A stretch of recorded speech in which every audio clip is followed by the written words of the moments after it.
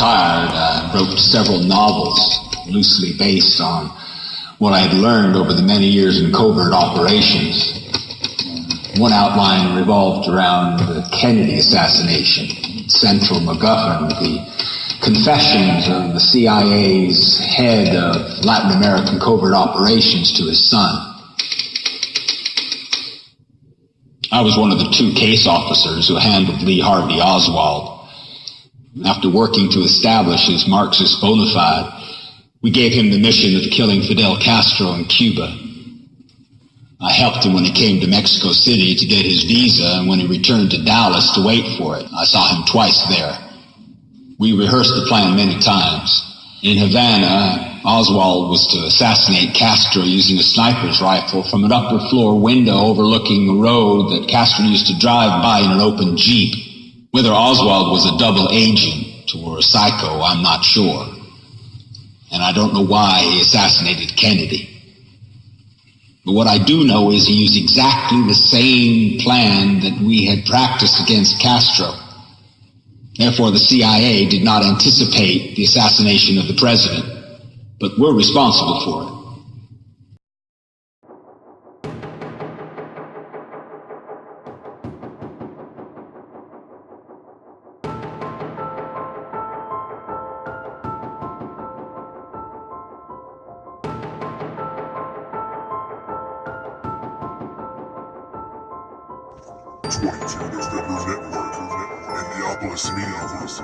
Proudly present to you the Lone Gunman Podcast with your host, Rob Torrent, where research comes to shine and myths don't die. Stay tuned, be right there.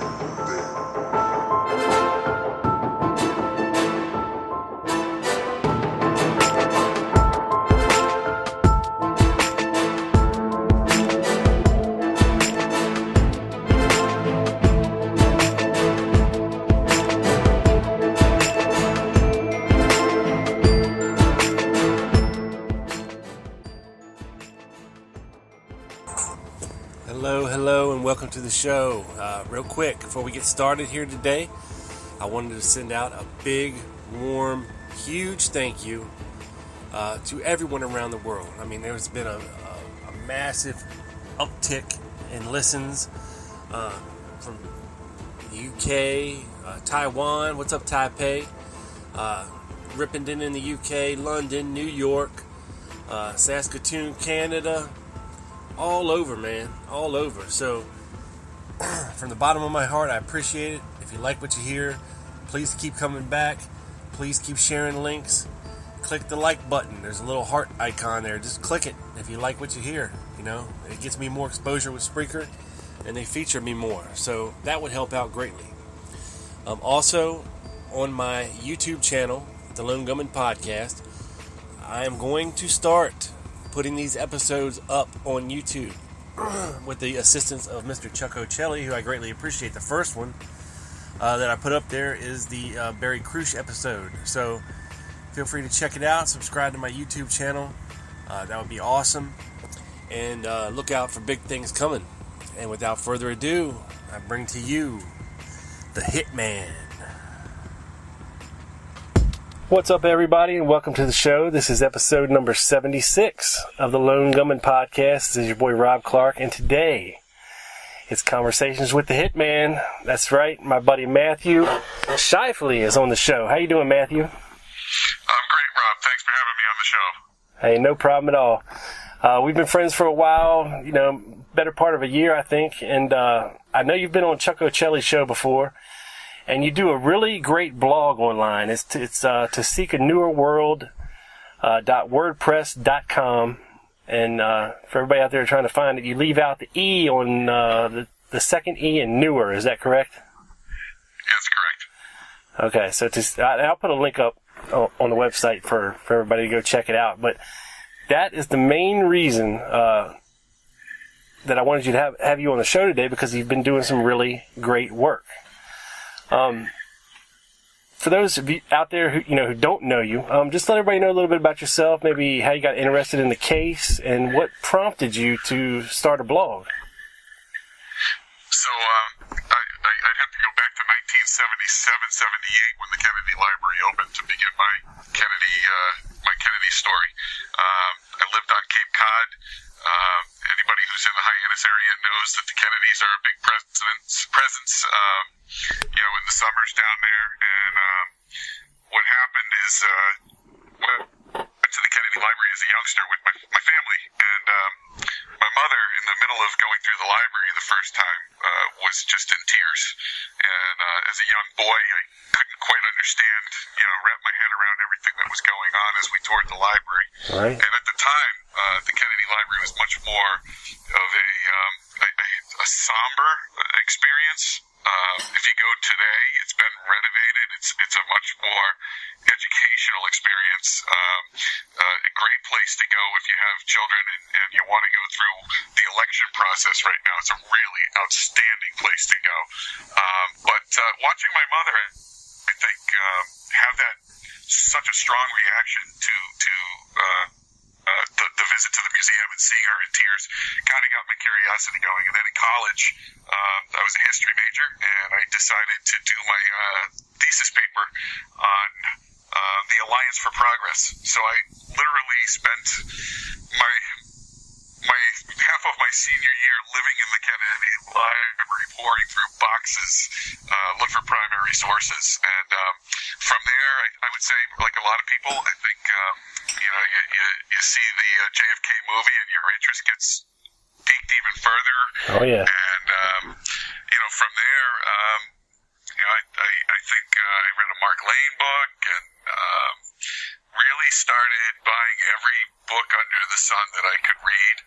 And I think the 50th coming up, life happens. You have children, you get busy, Yep. You step away from things for a little while, and then the 50th came up, and I started going into some of the chat rooms on Facebook and getting into some disagreements. Fred James and I went back and forth quite a few times, Yeah. debating each other in the Bureau, if I remember correctly. I'm not a member of many groups anymore, but it was the Bureau, if I remember right. And Fred was so far on the conspiracy side, and I tend to be more centrist, I think. I think that's probably why I rub people the wrong way, is I do see conspiracy, but I also don't see conspiracy where everybody else does. So, those were fun times back then, but I think the groups, I had to step back because there's just so much misinformation out there. So that really, thanks to the encouragement of Gail Nix, she encouraged me to try writing a little bit. And my first blogs weren't that great, to be honest with you. I had some serious issues with them. I'm still a work in progress as far as that goes. But I just feel compelled to debunk things that aren't accurate or present things that are. And maybe that's a little bit more important, is trying to make sound arguments one way or another based on the historical record. And that's really what got me going, is my blood pressure goes up when I see things being put out there that quite historically accurate. So that kind of got me going. And now I'm really at that point where I'm trying to decide, do I have the skills to write a book? And it's hard. It's very hard. Fun. It's fun. You're really out there. You're vulnerable. It's a vulnerability thing that I don't necessarily enjoy. But that's my story, and I'm sticking to it at this point. Right now, I mean, it sounds like we have a lot more in common than I originally thought. Because I too, well, not the JFK Library part, but of course, the movie part. Reading as many books as you can get your hands on, and feeling compelled to debunk myths. I mean, actually, Matthew, I used to do a blog called the Conspiracy Critic blog. And I think for almost 2 years, and this was right around the time that Jim Fetzer and and company, Ralph Sinkay and all the boys, had just started with their big discovery of Oswald in the doorway. And I felt compelled to, right the wrongs that they were trying to put out there. And, like a good gift horse, they keep giving. And and like so many others out there, they keep giving too. And, that's where I kind of got back into the swing of things. I mean, it was actually, I sent Jim Fetzer an email, real polite, real nice, real respectful, trying to point out to him, why it's not Oswald in the doorway, using primary source material and other evidence and testimony and this, that, and the other. And, I got back a really nasty response, a really immature, nasty response from him. And I was like, okay, well, that's it. Then I'm going to do my own work. I'm going to do my own blog, and I'm going to put it out there so that other people, when they look up his stuff, they're going to see my stuff. And hopefully it gives another voice to what they're trying to spread out there, like manure all over the JFK community, because that's what most of this stuff is. And like I said, I don't know what that prompt is to want to debunk certain myths. I guess it's just trying to clean things up a little bit, Absolutely, and I think what's hard right now is there's so many.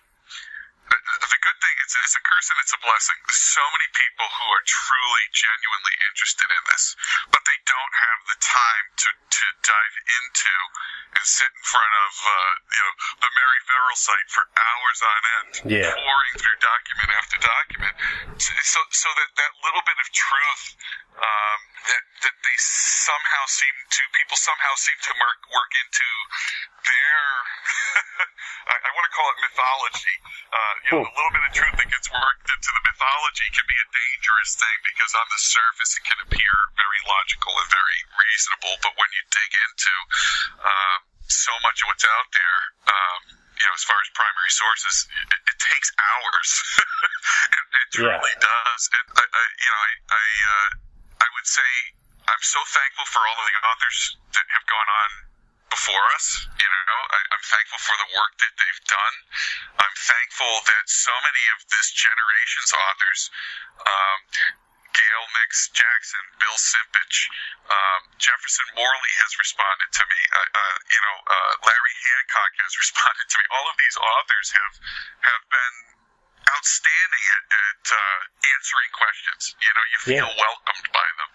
And while I feel like I'm just this novice, exploring, it's encouraging to have authors actually say, no, you're kind of on the right track. And I think it's reaffirming to them, from my conversations with some of them, that,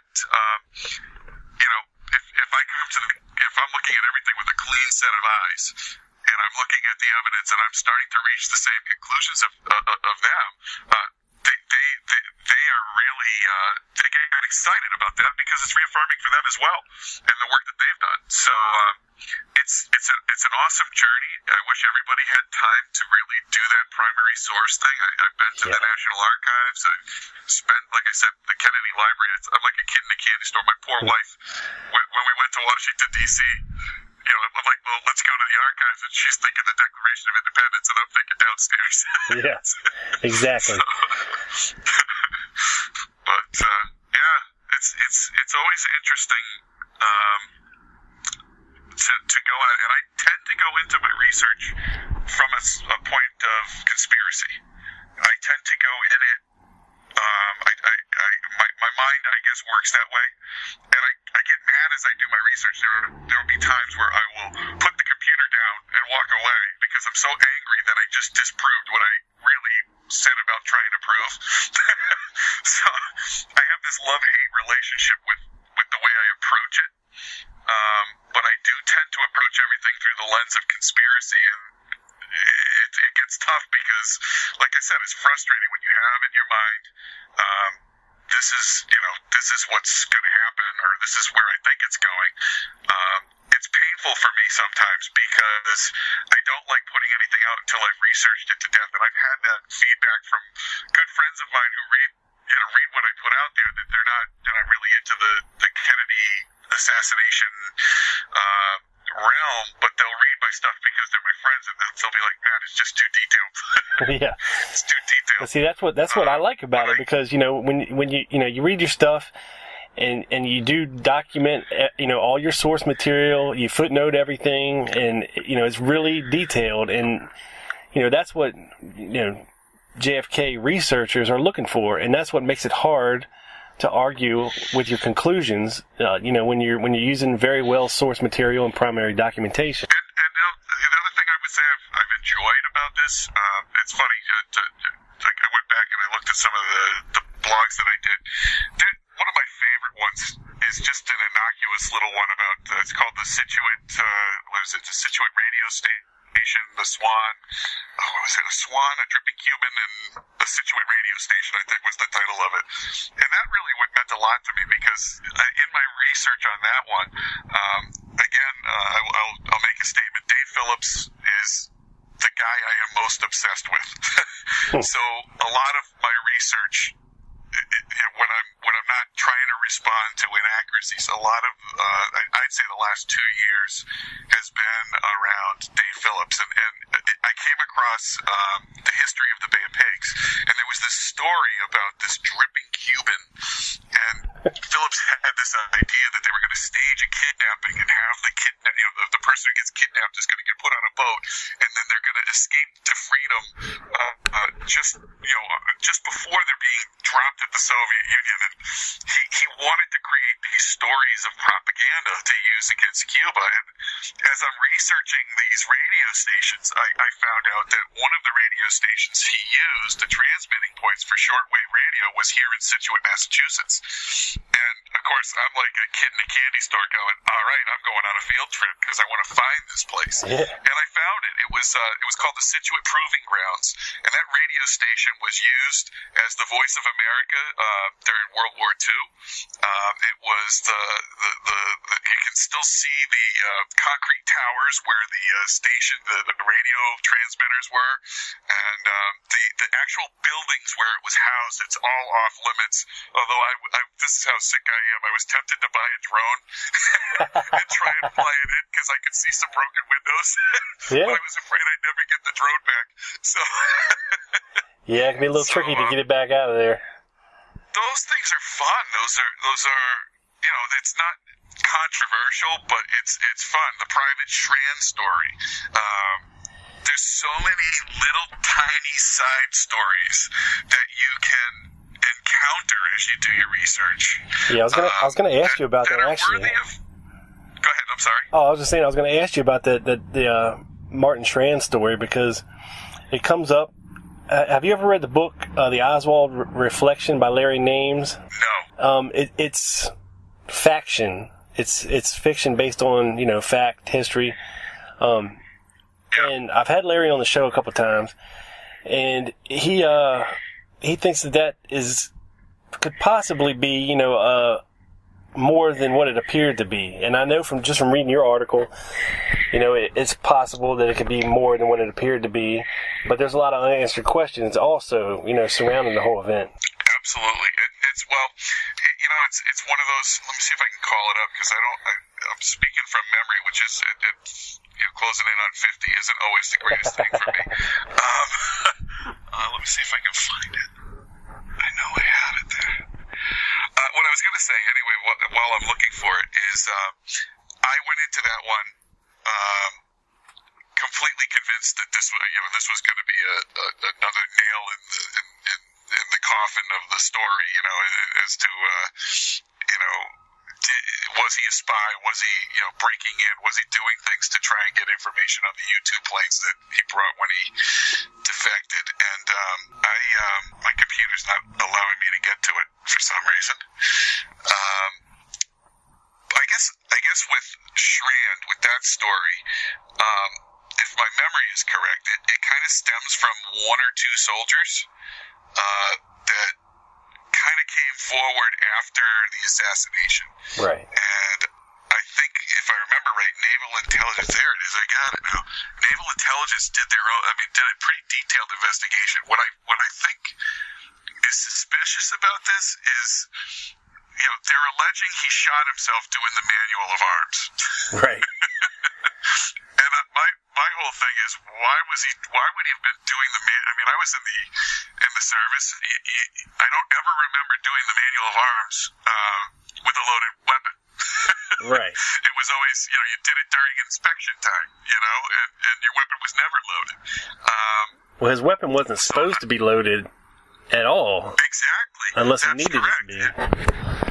As I'm skimming through what I wrote almost a little over a year ago, I guess. He was issued, I think, 5 shells, if I remember correctly. Yep. And they were supposed to be kept in his pocket. Mm-hmm. And he was not to arm the weapon unless there was a threat to the airplanes that were stored in the I don't know what you call it, the silo or whatever it is. The hangar. The hangar, thank you. There it is. There's a word. So I think there was some innocuous thing in some of the soldiers' statements that he loved to do the manual of arms, and it looks to me like that's great, but when in my entire career, 8 years, did I ever do the manual of arms with a loaded weapon? Yeah, I mean, so, in the dark? That to me is a little suspect. That to me is a little suspect. But it was, and at the time, ONI didn't do a complete investigation of it, and I don't believe Oswald's name came up in the course of their investigation. So I don't think he was a suspect at the time. It kind of spread to become part of that legend stuff that, people wrote about. It's interesting, Wilcott. I'm looking, I have Wilcott in there. I got to apologize for people who do go to my blog. When Mary Farrell updated their site, I did all my links using the image URL, but they don't do that anymore. So I lost a lot of images that I have to go back in as I'm looking at this and update. Wilcott, that's who it was. Wilcott was somebody who claimed Oswald was on the payroll, if I remember correctly. Yeah. He came forward at the HSCA, that was kind of, my thing was this the incident? Wilcott, I think they were. The possibility was that Oswald was involved in this, and they covered it up to get him to become an agent or something like that. Some weird stuff out there around this whole thing. But again, those are some of the fun things that really aren't, huge in the, controversial end of things, but they're fun to go explore. I had the same kind of fun with the Eric Rogers stuff, which, again, I don't want to turn this into a conversation about Miss Baker, but I'll say this: my Eric Rogers research was a direct result of some claims she made about him as being a front for Lee and renting 4907, and Lee paid for his utilities and all this other stuff. And the research I did on that was a lot of fun, because it's just, he's just this guy who got dragged into it. And then you start researching the flyers, and that was, something that I was not aware of at the time, that he had flyers with the right address stamped, he had flyers with the wrong post office box stamped, he had flyers, that he had Camp Street on a couple, I think it's a 4905 magazine. The notion that he didn't want anybody to know where he lived is kind of silly, because he got in trouble for hanging one of the Fair Play for Cuba posters in his porch window. So he wasn't hiding. No, not at all. And I'll tell you one of the big points of that article that I didn't know, and it's very interesting to me, was that I guess the post office was on alert. He was part of a mail opening program. I guess because of his defection. That was really cool to find. Go ahead. I'm sorry. I guess it was because he was a defector, and that if the post office saw mail coming out or going in, that they would notify the FBI, and they would come open his mail and read it and report back to Washington. So for all these people out there that say, the FBI was not watching this guy, I safely say that says otherwise. You know what I mean? Right. They knew where he was. Right. They knew his addresses. They knew what he was up to, basically. And the interesting thing about that is if it's the same program that I've kind of bumped into, I bumped into it again last night. HT Lingual, I think, is what it was called. Yeah. That's an Angleton program, which I've kind of shied away from really looking into Angleton at this point in my journey. But it was interesting to bump into his name last night. I kind of got sidetracked in some of the work I was doing last night, and I found the memo to headquarters from Mexico City about Angleton getting the contents of Winscott's safe. Yeah. And that was an interesting read last night. I tend not to try and go proving that the big wigs were involved or weren't involved, but some of these paths kick back to the same person, and maybe that's by virtue of their position. As the boss or one of the bosses, maybe things just channel that way back up to him. But the man seemed to know a lot more than he ever let on. Oh yeah, I mean, he's head of counterintelligence, and he would have been one of the key people watching these defectors when they came back, from Russia, especially Russia, and any communist nation. He would have definitely been. He would definitely had his eye on Lee Oswald, bringing a Russian wife back. And, absolutely. That's what I'm saying. All these lone nutters and stuff, they try to tell you that, oh, no, nobody was watching Oswald. They just, let him come back, gave him some money to come back, and let him live his life. But no, that's quite the contrary, actually. I go back to, I'm not a big 9/11 conspiracist. I've stayed out of that as well. It's still too fresh and raw to me, for personal reasons. But I would say this: there's some similarities in a lack of communication and follow through. Yeah. I mean, at a minimum, people not talking to each other or people not following through on information that was shared. That kind of stuff really bothers me. I think one of the big examples of that would be, and this is where I'm knee deep right now. Is like I said to you, I'm following Phillips. I'm trying to chase down every possible name the man used. But good luck. In the course of some of the work that I've been doing, I'm looking at the October 10th cable, which is a response from headquarters to Win Scott's cable of October 9th, saying, it's the famous cable that links Oswald to the Mystery Man photograph. And I don't want to go down the Mystery Man path just yet because I'm still formulating my opinions on that. Right. But I go back to those two cables, and what is really absent, in the course of my research and what I'm trying to figure out is why in the world didn't headquarters share the up-to-date information with Mexico City? They responded. They talked about Oswald's defection to the Soviet Union, but they don't mention the fair play for Cuba. They don't mention, and there's no way that stuff wasn't there for them to inform Win Scott about. So that kind of stuff to me still, needs answers. I love State Secret by Bill Sempage, because Bill has this fantastic hypothesis that kind of fits whether Oswald was an agent or wasn't an agent. He unknowingly was being used as a marked card.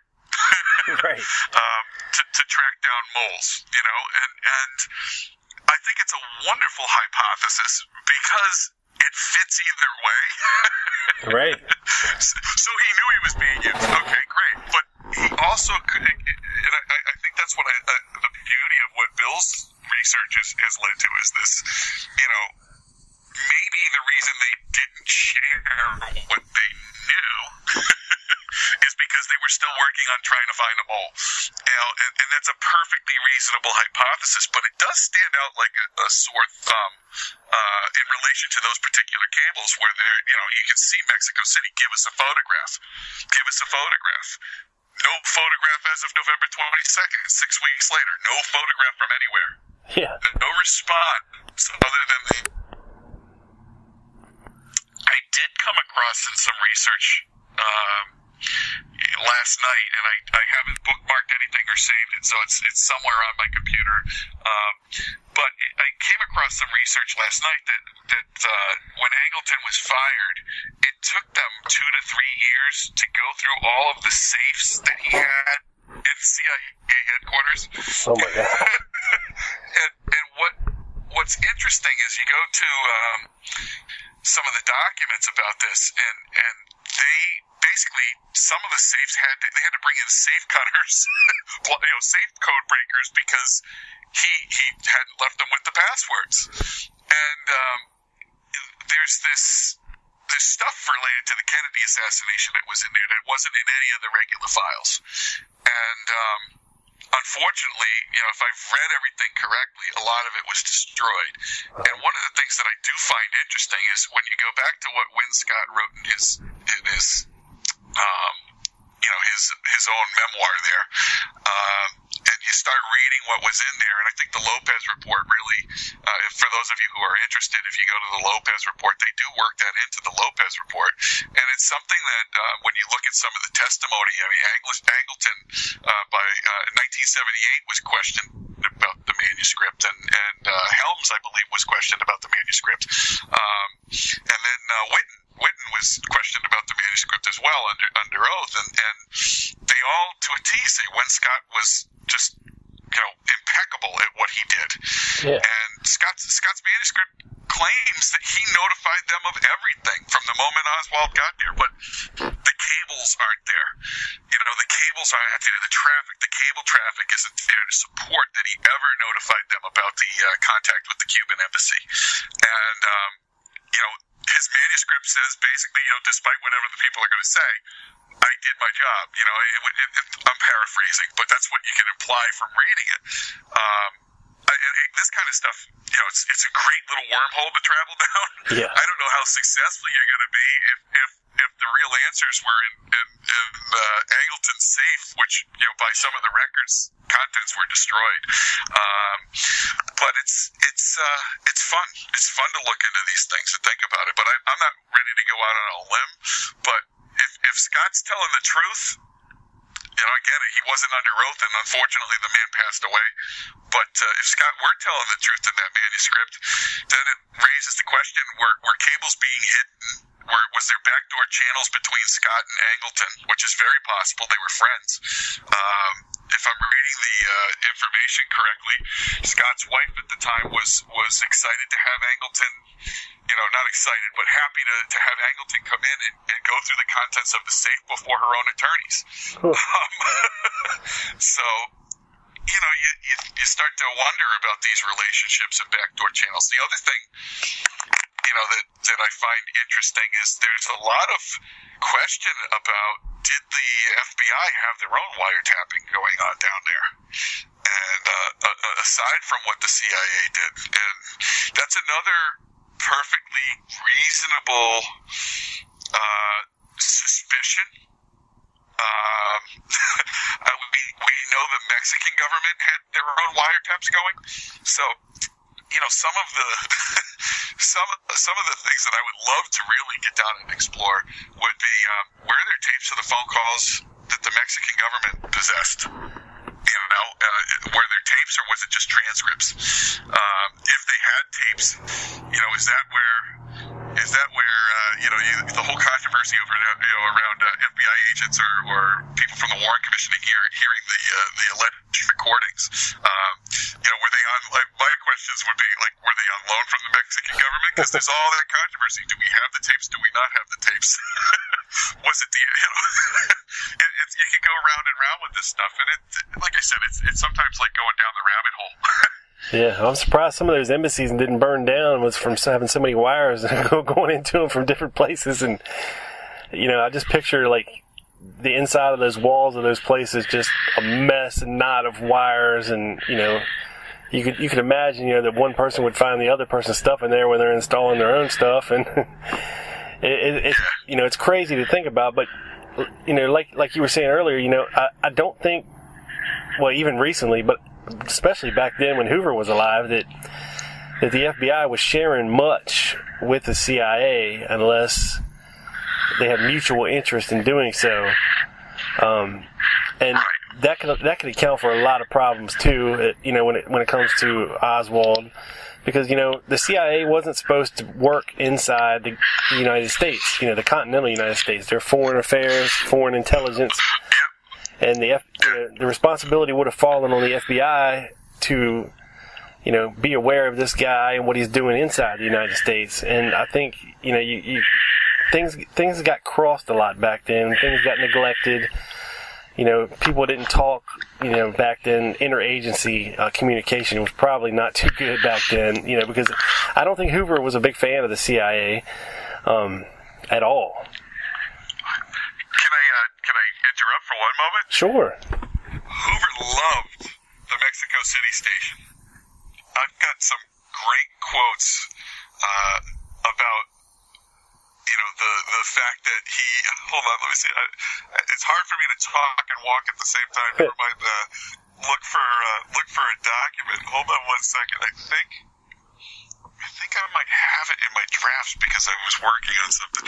Hoover really had a lot of respect for Mexico City, and Clark Anderson, who was the FBI agent, the liaison, who was stationed in Mexico City, worked very closely with Win Scott and with Dave Atlee Phillips.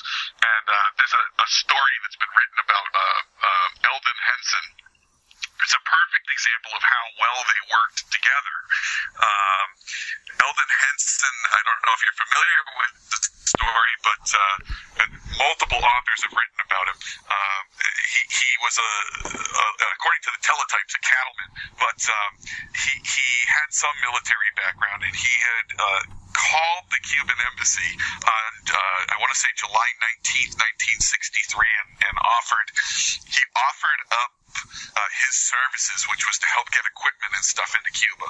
And basically, he calls, and the woman was Luisa Calderon. I don't know if many of you out there probably know her name, but she was one of the embassy employees, and she took the call and she tried to get him to come in, and he wouldn't go in because he was afraid that they would catch him going in, not thinking that they would ever have a wiretap.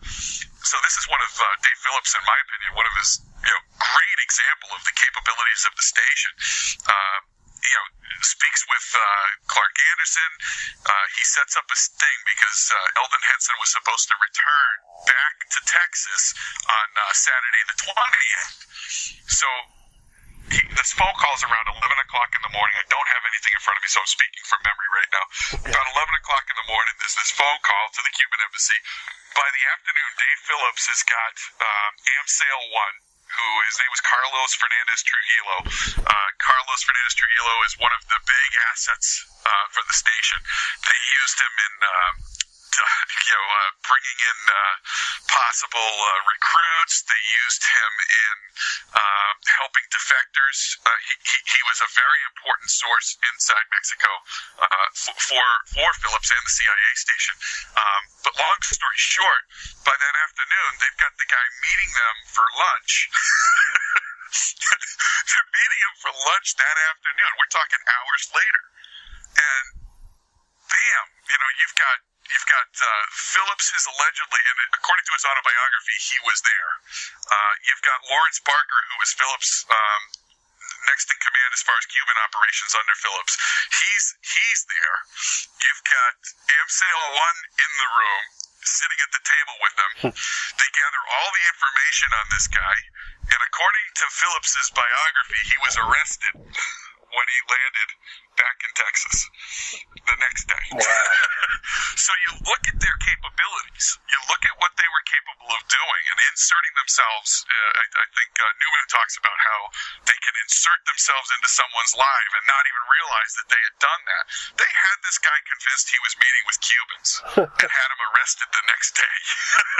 Nice. And that's perfect. A perfect example of how. I think in general you're right when you make a statement about FBI and CIA not necessarily sharing intel and working together.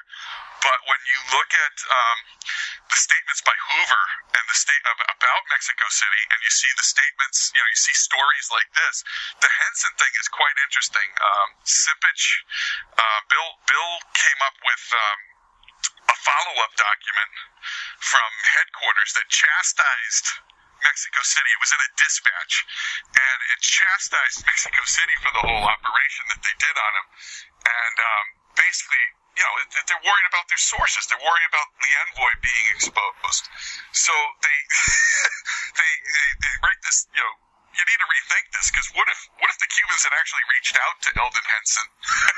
Yeah. It's going to be, I already talked to you guys.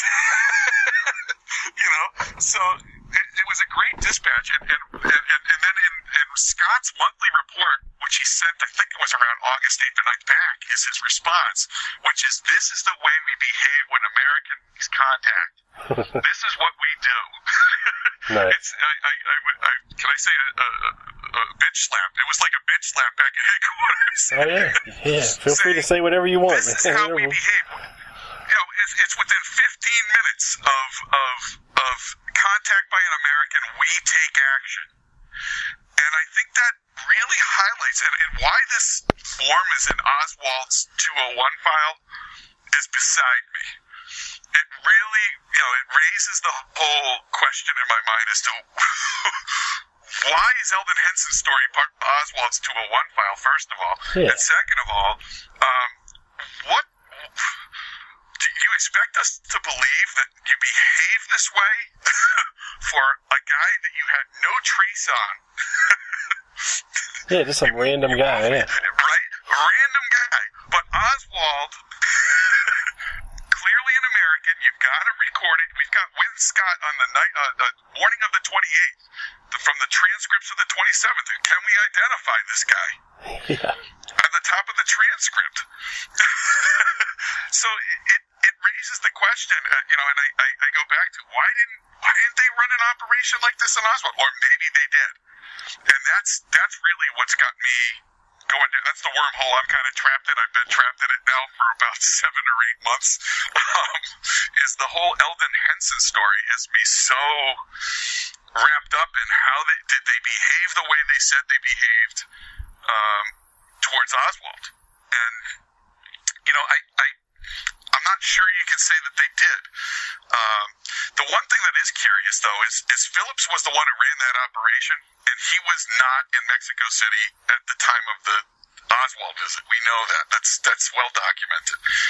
So you kind of question in Phillips' autobiography, he throws his Soviet counterpart basically under the bus, saying the information sat on his desk and the man did nothing.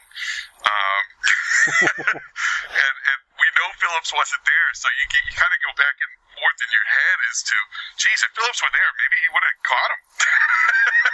Yeah, I mean, it's hard for me to believe, that Oswald supposedly went there, but the pictures we get are not of Oswald. The recordings we get are not of Oswald. Which makes you think that there's some kind of a reason for that, and it's funny, you that book you had talked about in your podcast about a month ago, I dove right in. I bought that book after your episode. Oh yeah, that's right. With the Russians, and it was very interesting to read that he, they're saying he was there on the 28th. Yeah. Which I kind of I was like, oh, this is where the impersonation occurred, but they're like adamant he was there on the 28th. What's one of the things, Rob, that I'm not convinced it was an impersonation, although I am leaning that way. Newman has probably done the best at convincing me with his work that there may have been something. But Newman, I think, even takes it a step further in some of his writing, where he talks about potentially, I believe he interviewed the Russian that wrote the book that you were talking about. Oh, really? And he has him on record as saying there were no telephone operations inside the embassy on a Saturday. So it would lead you to believe that you've got Oswald being impersonated, you've got Duran being impersonated, and you have the Soviet on the other end being impersonated. Why? Why? Because and you go back to Duran. Duran insists that Oswald wasn't there on the Saturday, but the consul does. So these stories get, it's unfortunate because you've got, people with different stories with different recollections, and that's, part of life is everybody has their own recollection of things. So I wish I could tell you I have weighed in one way or another. The closest that I've come to believing that he was faked on the phone calls was Newman. That's but I'm still working through that one, and I will. When I make up my mind, I'll probably blog about it because it's been a long journey. I try and look at all of the sources that people use before coming to conclusion.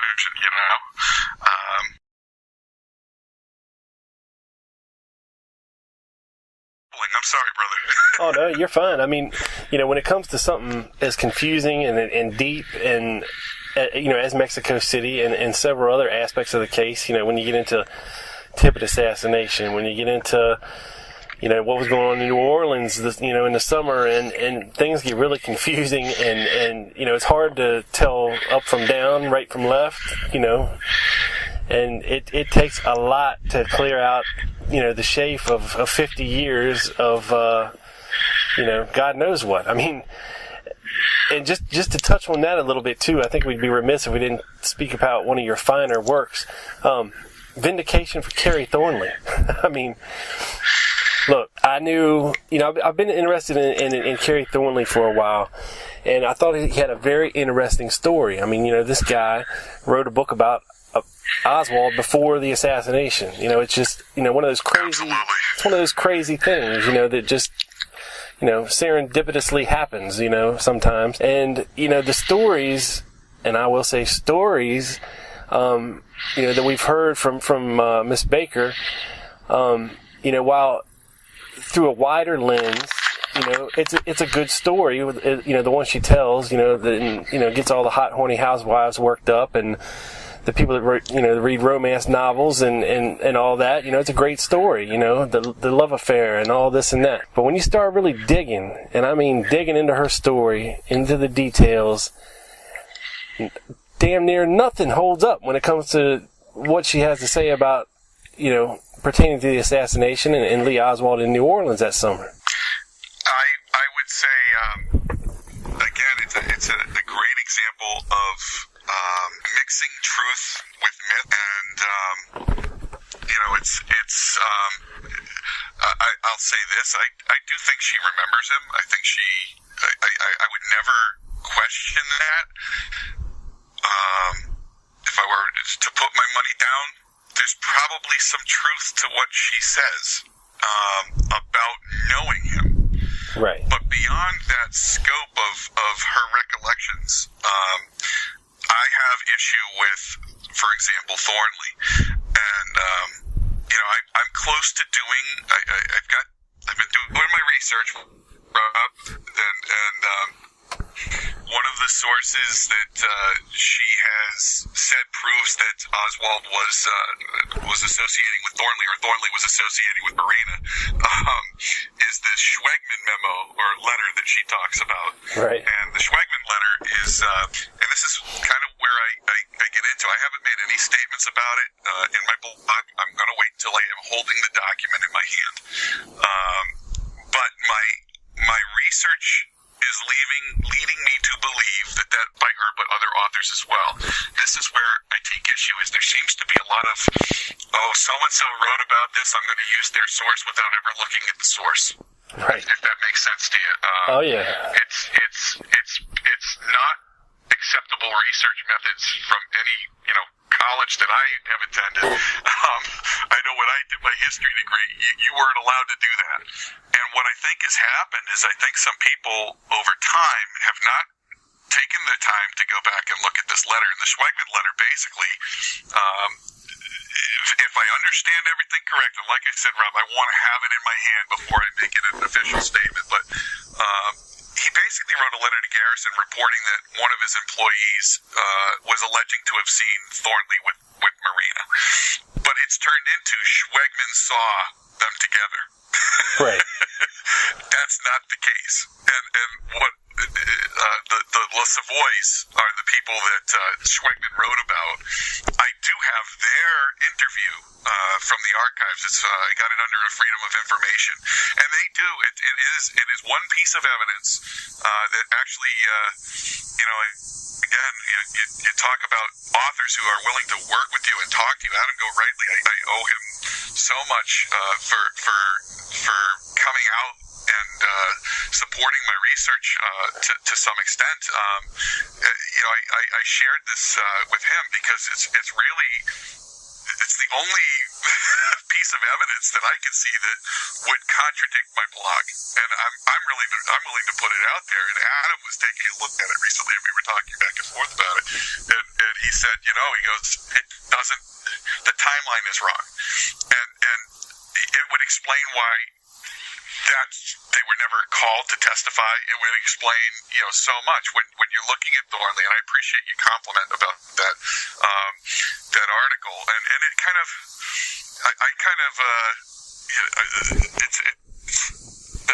I've never had another conversation with Ms. Baker, online or otherwise, since that article.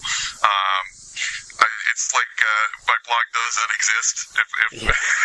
She probably blocked you. Which is quite amusing. Which is quite amusing to me because to me it means I have nailed it. Yeah. I'm not being. I feel very vindicated myself. But to talk about Thornley as if he were there, you're disregarding the fact that Garrison never brought Thornley to trial. Not right. ever. You have the controversy of the fact that he literally was not in New Orleans at the time the La Savoys are saying he was. So right away they're suspect. Their memory is suspect. When you look at the fact that the House Select Committee on Assassinations investigated Thornley specifically, went down that rabbit hole, and came back up with an answer. He was not there. So, I would like to think that you can't take one or two pieces of evidence out of context. And honestly, I can't wait to the day, because I'm going to go down to New Orleans. It's either going to be myself or I have a buddy who's planning a trip down there. To the conference? We're getting that document. Are you going down for a conference, or are you just going down? It's the New Orleans Public... No, I'm not going down to the New Orleans Public Library has got the document there amongst Garrison's papers. And I guarantee you it's going to show that Schwegman never, ever said he saw Mrs. Oswald with Thornley. It's going to show that his employee, one of his employees, was telling him about it, that he wanted Garrison to know. Right. But it's again, it's little bits of truth mixed in to support a hypothesis. But the Thornley article was fun. That was really eye-opening for me. I've had a conversation obviously with Adam Gorightly. I've had conversations with another person who I won't use their name, but they knew Thornley as well. A lot of Thornley's undoing, in my opinion, is he appeared to like to try and sell his book or get people interested in his book by weaving in himself into the story. Yeah. And that seems to have gotten him into a little bit of trouble with Garrison per se, Oh yeah, because Garrison had a hard on for him, man. And oh yeah. he was really trying to buck him down and enlisting the help of Weisberg to do so. And even then, like with Weisberg, the methodology in which he went at him by taking, photographs and altering them, was really, I think, the wrong approach. And I'm not trying to say everything Harold Weisberg did was junk. That's another tactic that got used in the midst of this debate. I was dismissing all of Weisberg's work and disrespecting him in some way. No, it's not disrespectful. I mean, if I were to publish something incredibly wrong, I would, turn around and admit I had a mistake in my research. This is a case of you altered the guy's photograph. Yeah. And started showing it around town.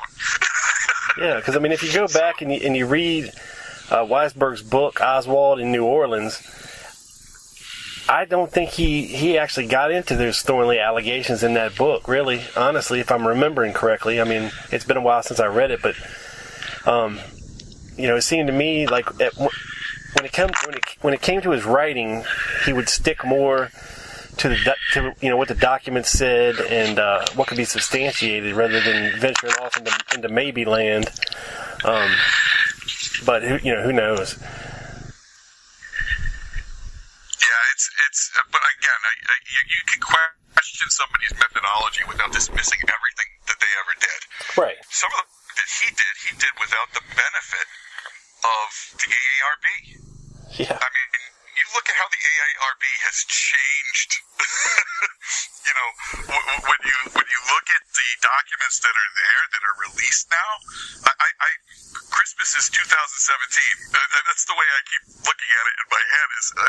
I'm much like Jefferson Morley, I think, and I haven't spoken extensively with him, but he has answered my questions before. But I think of his lawsuit to try and get Joe Aniti's files released. Yeah. I look at 2017 as, this is going to be a great, if the documents get released, if we start to see some of the stuff on Phillips, which, by the way, I did want to throw out there tonight, as we're talking, your book on the Russians there got me to the point where I ordered another book. Let me see if I can. It was just recently published about the Cuban end of things. Matt, where's your brain?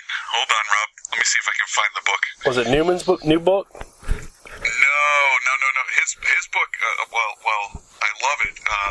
It doesn't get far, into. Hold on, let me see. I can't remember if it's in my Nook or if it's on my Castro Secrets. There it is, by Brian Littell. Oh, okay. I haven't heard of that one. Yep, hold on. Yeah, let me see if I can get to the page on Phillips. I'll read it to you. It's really cool. Okay. He talks about, and Phillips kind of wrote about a little incident in his autobiography there, The Night Watch. He wrote about getting a Russian deported. It was either a Russian or a Cuban. I think it was a Cuban. It was a Cuban that got sent back to Cuba from Mexico City. And another one that he didn't write about it in his book, but somebody from the consulate got accused of being a spy, and the CIA set them up like they weren't spying, but so they wound up in jail and in prison. And this author has written that I found it very interesting. His theory about the whole Morris bishop, I still call it Morris because because that was originally what the name was, and it's transferred into Maurice over time. Right. Here we go. According to some Kennedy assassination conspiracy theorists who have been taken in by disinformation, Phillips used the alias Morris or Maurice Bishop when supposedly meeting with Oswald as a CIA case officer. Cuban intelligence may not have been the first to promote this canard, but counterintelligence general Fabian Escalante soon became one of its most prolific propagators. Cuban government commentators and others have repeated it ad nauseum.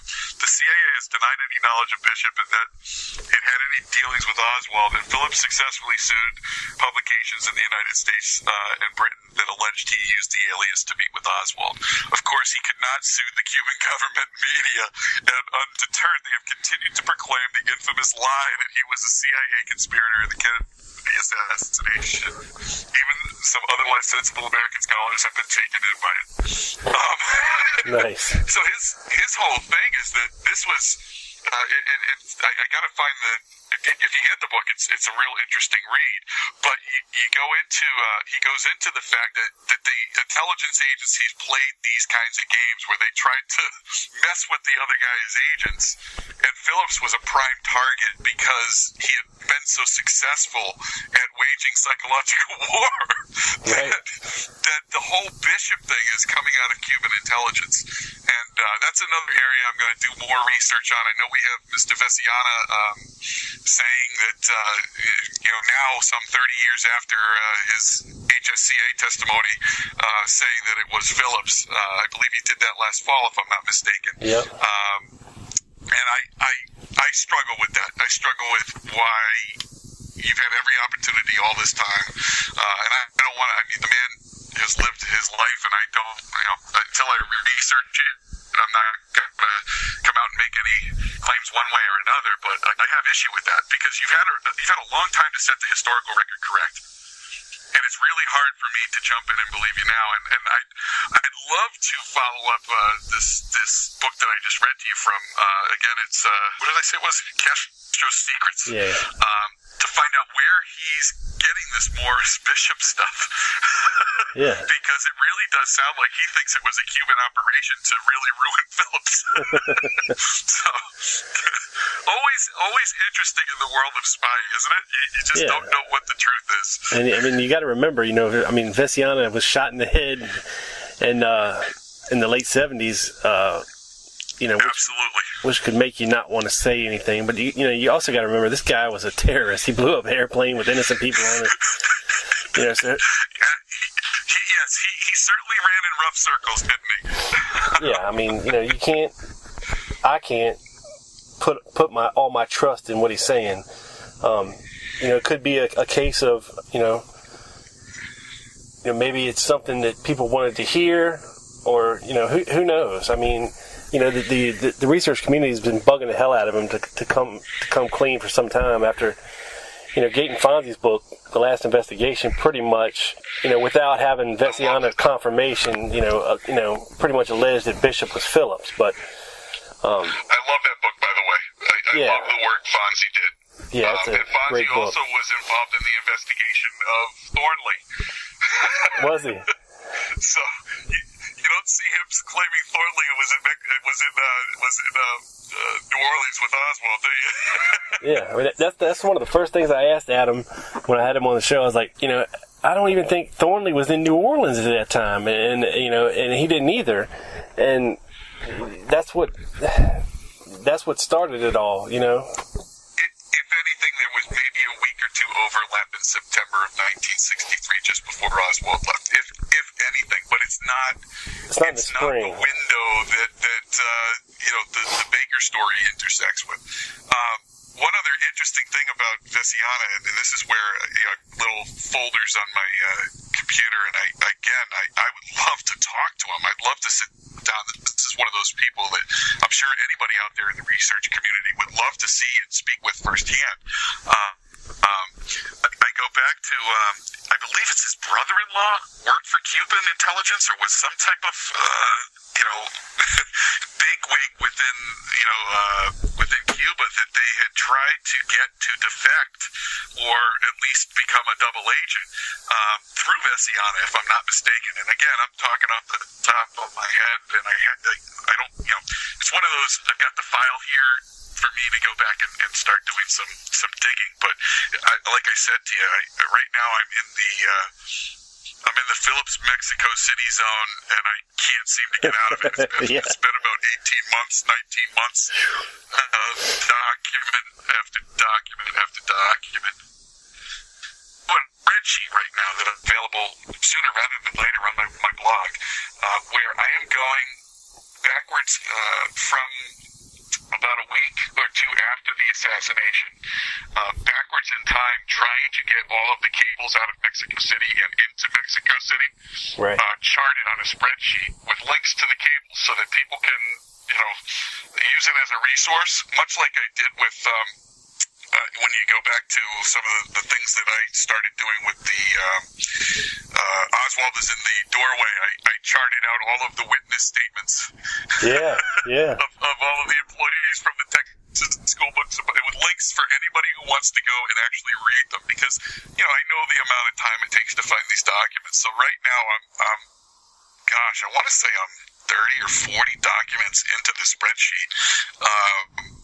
And I have to thank Bill Simpich for inspiring me to do this. He had emailed me back asking me if I had ever, done a document list. And I'm like, you know what? That's a great idea. So yeah, I'm at 52 documents in chronological order, even down to I'm putting the CIA cables used Zulu time, Greenwich time, so that you could, that was the official timestamp, so that you weren't dealing with it's 6 o'clock in Mexico City and it's 12 o'clock in Washington D.C. or whatever, So yeah. It's and I know the time difference isn't that much, but it's really interesting to look at the cables in chronological order, the back and forth. But I'm looking forward. I'm going to put that up.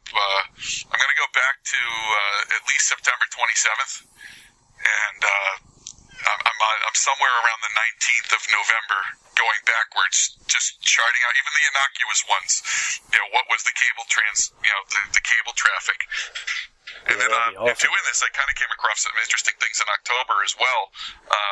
Around the time of the Mystery Man, who was still being photographed around October 15th, if memory serves, there was a big Chinese something going on in Mexico City at that time, where the communists from China were in town. And I think I've got this whole, if I'm reading everything correctly, this is where you love to have like a signature.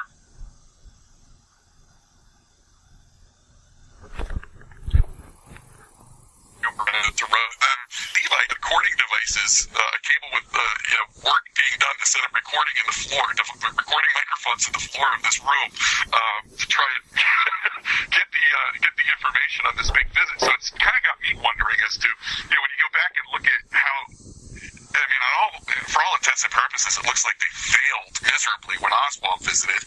What was going on at the time that they didn't have the was it a question of resources? Was it a question of, and then I'm finding that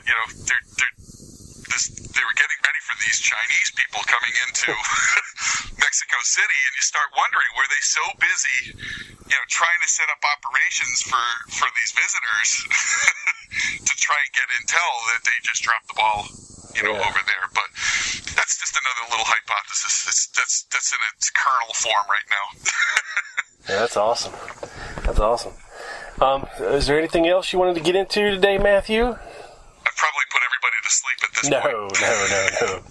Not at all. I mean, I remember, what was I going to say? It was about something. Hey, Rob? Yeah. Can you hear me? Rob, I can't hear you now. Now I can hear you. Okay, I got you. Can you hear me? I can hear you now, yep. Oh, okay. It had to go back to the people in the doorway. I don't know. I can't remember it now. Ain't worry about it. So that's what's on the horizon coming up for to seek a newer world, right? Hopefully. Yeah, that was my first attempt at blogging. Zach and Trish, they had done their pixelation analysis. Their response, I believe, to Baker's initial article. That's what I wanted to tell you. That's what I wanted to tell you, real quick. I went to the conference last year that she was at, the Warren Commission conference. Oh, yeah? Yeah. And I actually got to hear... Oh, that's right. I saw some pictures of you. You posted pictures, I think, didn't you? Yeah. I mean, I actually got to sit there and hear her presentation. And she actually did a little short presentation on her pixelation study and how she came to her conclusions. And you mentioned Zach and Trish and their Debunked blog. And the great work they did debunking her pixelation study. And, it got me to thinking, I was like, and there was a lot of questionable people at this conference, you know what I mean? I was secretly wishing that I'd gone to the other conference, you know, because I got some questions for Buell Frazier, and, you know, it'd been nice to talk to, you know, people like Vesiana, you know, for instance, you know, and Joan Mellon and all the people that were over there. And, but it is what it is, you know what I'm saying? So, yeah, but I was thinking about playing some of the audio, because I did record her little presentation. I was thinking about playing some of the audio for this, but we were sitting so far back, it's not really, probably wouldn't be usable to do it on the show, but I mean, I can hear it, and I'm just sitting there shaking my head the whole time, Matthew. I'd love to hear it at some point. I might try to tack it on the end of this. That was what got me going. Is I think Zach, if memory is correct, God, it was only a year ago, but so much happens in a year. If I remember right, Zach went at it from an analysis of her methodology, if I remember correctly, and he kind of proved that, you know, if you don't zero in the white, then everything else is pointless, if I remember right. And I kind of went at it from my initial blog was, I'm going to operate from the assumption that Oswald was telling the truth. Yeah. And Oswald's statements to, you know, and everybody clings to Fritz's, you know, he was outside, which that is useless. That is not being portrayed historically accurate. It's been misinterpreted. Yeah. It's been misrepresented, absolutely. So I wanted to go at it from a standpoint of, I'm going to assume everything Oswald has said was the truth. And one of the things he said was he went home and changed. And if he went home and changed, there would be he would not have been arrested in the shirt that she did her analysis on. Yeah, that was a big sticking point when I was doing my blog and talking to Fetzer. I was like, look, I said, you want to talk about Fritz's notes, okay? Where you misinterpret his line about being out front with Bill Shelley. He also says in there twice, as a matter of fact, that he went home and changed his trousers and shirt. He said it on Friday and he said it on Saturday. You are correct, sir. Yeah. And nobody, we have 0 people, okay, 0 testimony from any of his coworkers or anybody in the building that day that says he was wearing that ugly ass orange-brown shirt at work that day. Not one person. I think the only person that seems to think she saw him was what was his landlady's name? That was a former landlady that was on the bus. Yeah, that's sketchy. I know. I understand this controversy around that, but in my research, I think she's the only one that I came across that ever even put it in that shirt. But no, it's very interesting, you know. And I caught a little bit of flack for that blog. There was somebody wrote a response that was less than flattering of my work. But I really enjoy sometimes playing that game where, okay, I'm going to assume the man is telling me the truth about everything. Does it show? And you go through the laundry, you go through they kept records of everything they took out of that apartment, and you know, it's not there. It's not there that he had dirty clothes at home. So I don't know. The whole thing, you know, you get frustrated as somebody who wants to find the truth when a hypothesis is put forward and supported blindly despite all the evidence. You go back to, there were 2 FBI agents in the room. There was a postal inspector at some point. There were multiple people who wrote reports about the interrogation of Oswald. But we're going to cling to Fritz's notes, which even in Fritz's typed report, the typed report doesn't say he was outside. And you know, for it to have been a conspiracy, every single one of these people had to be in on it. Yeah. Well, I mean, in Fritz's own words to the Warren Commission, you know, he admitted writing his notes after Oswald was dead because he knew that, you know, that people were going to want some kind of a record of the interrogation. So he wrote his notes 3 days later. I would have been on the phone with my FBI buddy going, can you tell me what was said? Yeah. And I mean, they're so similar. That might be, it might have took place like that. Because, I mean, there's a lot of the same kind of things said, unless he has a really, really good memory, I don't know. But my favorite part of that story, Matthew, is that Judith Baker bought him that shirt in New Orleans. Yeah. I can't prove it one way or another. Can you? No, can't. I can only say that's the weirdest damn shirt I've ever seen in my life. I mean, it looks like a jacket. It's got weird buttonholes and collar and cuffs and I don't know. Well, I think I wrote a follow-up article. My brain is still working. I don't know if I still have it up on the page. Oswald fires his defense team because you take the shirt fibers and they appear in the butt plate, if I'm not mistaken, of the rifle. Yeah. Like if Oswald were alive, he would have. Well, that's suspect though. I mean, they couldn't. How did the guy phrase it? He couldn't exclude it to any one particular shirt, but the fibers were consistent. Yeah. So people cling to that as not being a valid analysis, but if I've just shot a gun, I certainly don't want the clothes to be tied in any way, shape, or form to what went down.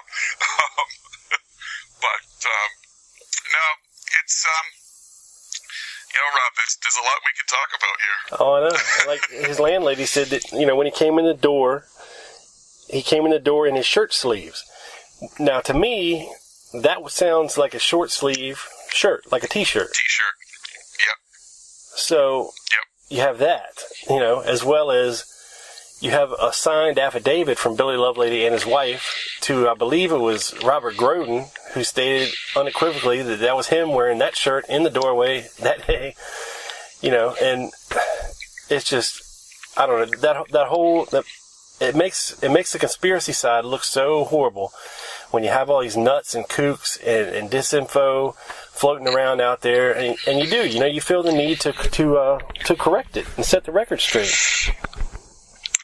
It's part of the reason why I stopped participating in the discussion groups, because I felt like I was spending so much time, trying to discuss things that had been, as you know, they've been debunked, and you get caught up in these conversations that I stopped really doing real research, and it's kind of been a nice step back for me to not be in those rooms where I it's something about me, I can't stop. When I see something that I know is historically wrong, I want to write it, and I wind up just being sidetracked from really continuing on my own journey. So it's I get tempted every once in a while to go back and visit, but it's not a place where I have found it has inspired me to research seriously. We can go back and forth about the Mauser how many times. We can go back and forth about there's plenty. Was he on the bus, or how did he get home? Did he shoot Tippett like you said before? I mean, you can go round and round and round about those things and never really discover the strands, never get anywhere. Never discover some of these side stories and these interesting tales. One of the things that I did go into hypothesizing was that Phillips. Are you familiar with the Alvarado story? I might once you start telling it. He was a Nicaraguan who showed up at the embassy, claiming that he saw Oswald receive money inside the Cuban embassy. Okay. So I went into my research around that with the lens of, and again, I go back to, I like to play games where, I come at it from the conspiracy end, and I try and prove the conspiracy right. I had this hypothesis that Phillips was responsible for Alvarado. And other authors actually, I think Jefferson Morley alludes to that he believes there was a connection between Phillips and Alvarado.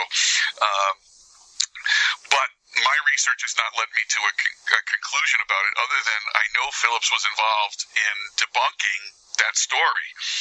And I go back to, Phillips' main job, propaganda. Phillips' main job, would have been I could see the man's mind working, take advantage of the situation and create the story so that we get in and finish the job in Cuba.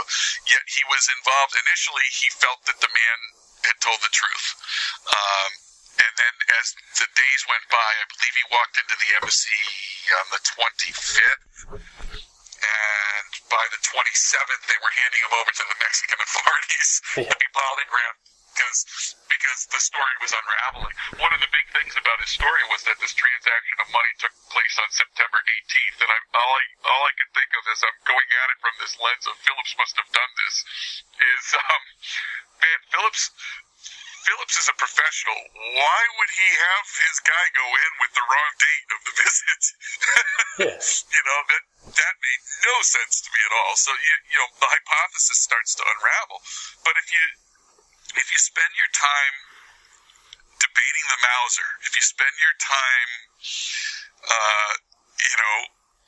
debating the doorway, you start to miss out on the opportunities to really explore this story to its fullest potential. And, I think that's part of the reason why I haven't been going into those rooms anymore is you can only debate the same thing so many times, and you start to lose sight of some of the real rich stuff the stories that are still out there to be told. Yeah, you're absolutely right. I mean, that's why I stopped blogging, and because I realized one day, I was like, look, I've been doing this for a year and a half. I've said everything I can say. It's just the same argument over and over again. I'll give them some evidence of something, and they'll take it and twist it, or omit and somehow come up with something that they can point to that's totally crap anyway. But you still feel the need to refute it, and it's just a never-ending process. And like you said, you're missing out on that time you could be spent actually doing real research.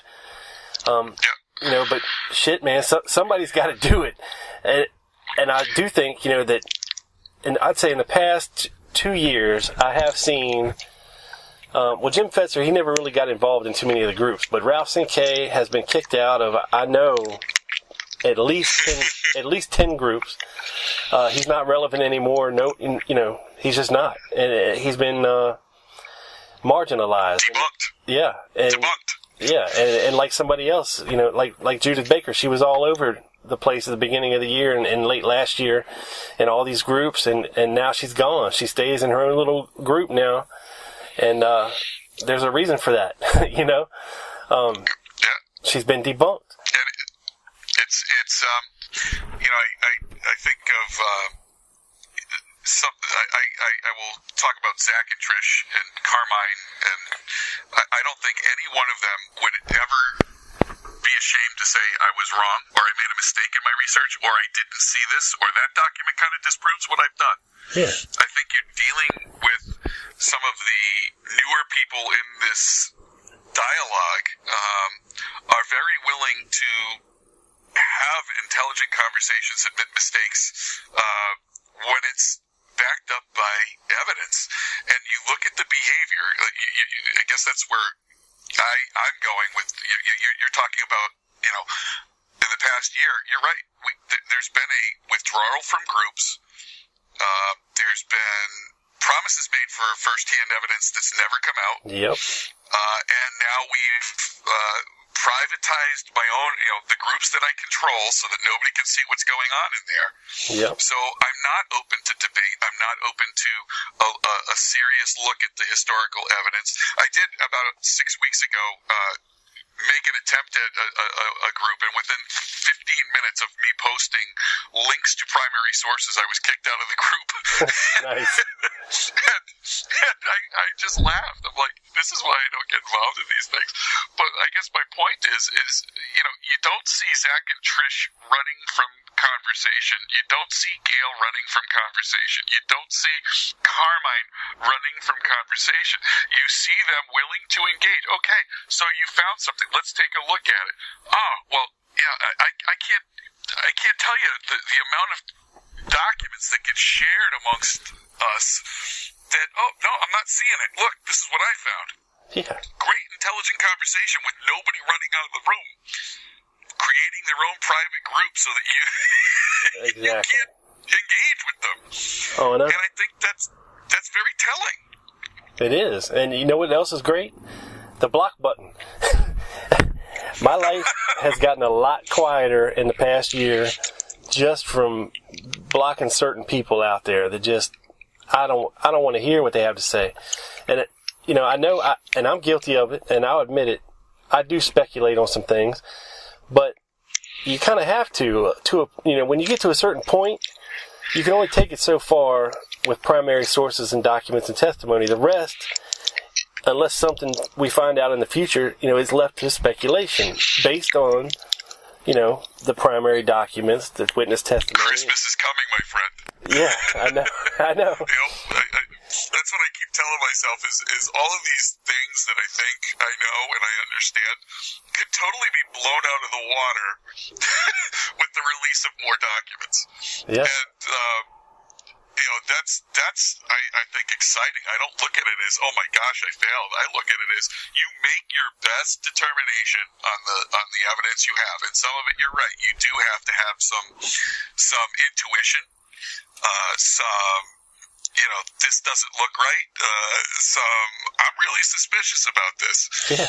Phillips isn't off the hook with me. He's not. He's like the anti-hero with me. There are so many things. I would love to have met the man, but I also recognize this is a man who toppled governments. Yeah, and that's which he probably would have played you like a fiddle. You know what I mean? Oh my God, he would have played me like a fiddle just because I'm sitting here like somewhat enamored with that fact. Yeah. With the whole thing. And then there's the human side of me that's like, wait a minute, we're talking about people's lives. We're talking about people actually died in Guatemala. We're talking about people actually died in Argentina. Elected governments were overthrown. I certainly wouldn't be too happy if somebody came and overthrew my government. Right? So, so it's, I don't want to say, he's a hero. I struggle with the man. It's a love-hate relationship that I have with him. Yeah, I mean, but, in his own mind, he probably thought, that he was doing things for the greater good of the United States of America, and maybe Absolutely. He was. You know what I mean? So... And you're hitting on something that I do believe there was a sense of honor, a code of honor amongst some of the men that were in the initial founding of the CIA, that they really did believe that there was the threat to civilization. I don't know that some of their codes of honor would have allowed them to have participated in the assassination of the president. And I struggle with that. Yeah. I do struggle with that. I mean, a lot of them, it was always God, family, country. But some of them are country, family, God. You know what I mean? It's a different order for different people. And trust me, there's a lot of them out there, especially back then, that were putting country first and foremost. I don't disagree. So I go back to, I don't know. I struggle with, actually I've been reading a little bit of, E. Howard Hunt and some of his memoirs. And, again, you go back to, he was ticked off. He writes about being ticked off at Phillips for saying he did some things in the Night's Watch that he didn't do. And, well, it's a fiction book. I mean, come on. So then you start to, you look at and believe me, the Night's Watch, it is purely, it's like fan fiction mixed in with, like, again, I go, it's kind of what we struggle with people who mix in the facts with, with some fiction. He certainly would have known the facts. In that book is purely to the direction of the CIA. Like, they don't want sources revealed. They don't want people given up. They don't want the way they gather intelligence threatened. So he had to make up stories. Yeah. But Hunt writes in the book that I was just reading last month about being really ticked off at him. And I sit there and I'm reading this and I'm like, were you ticked off enough at him that you make this deathbed confession to just mess with him? Like, as you're going out the door? Well, I've always thought that too, that could have been the giant middle finger, to the CIA on his way to the next life. Absolutely. Yeah. Because, I mean, a lot of people put a lot of weight to it, but, I'm more of the thing that, look, either one or two possibilities, or maybe three. But maybe, this guy was CIA to the last dying breath, you know what I mean? And put out purposeful misinformation. Or B, it was a giant middle finger to the CIA for everything they put him through, or it was the truth. So, those are your three options. I mean, take your pick.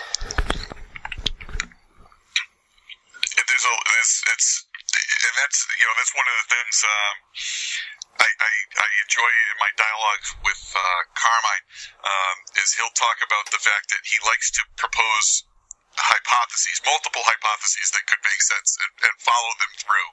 And you just did it right there. There's either you believe Hunt, or he had a reason for doing it, or or what was the reason? We're talking about a man whose wife died in a mysterious plane crash. How do you get over something like that? I don't know that you do. Yeah, I mean, the man had kids. He had another wife, another family after that, and you don't know. I mean, you're not gonna. If it was me, I wouldn't put my family in danger and spout out the truth as I'm going out. You know what I mean? But that's just me. I still think we're a ways away, and I think the fun part about looking at some of these books that have been written in the past, I'm thinking of Phillips in particular, because again, I told you I've been obsessing over the man for 18 months. They never expected the documents to be released. They never ever thought we would be looking at cables. I don't even think they'd think we'd read the Warren report, No. Or look at the 26th volume. Read that now? Well, I mean, there's that famous quote from Alan Dulles that says, people are too stupid to read, or, something to that effect, but, Isn't that the truth, though? Well, yeah. I mean, it is. I mean, I'd probably say 98% true, yeah. I mean, we're a small group of people with a narrow focus, and, it's not like there's a lot of us left, almost 52 years later, but we're still here, I mean,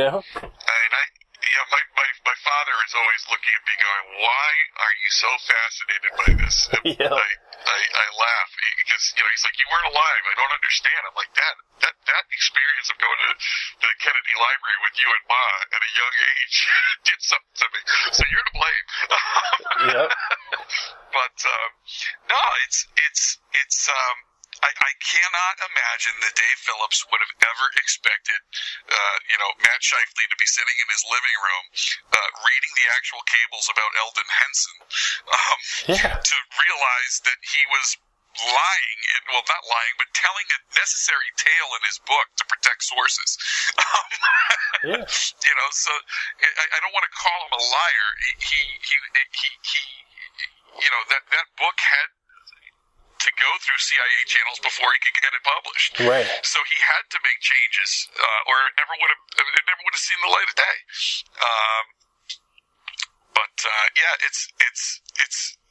It's always amazing to me that you put that lens on. Would Richard Helms, would Angleton ever think somebody is sitting in their living room reading the cable about him going through Winscott's safe?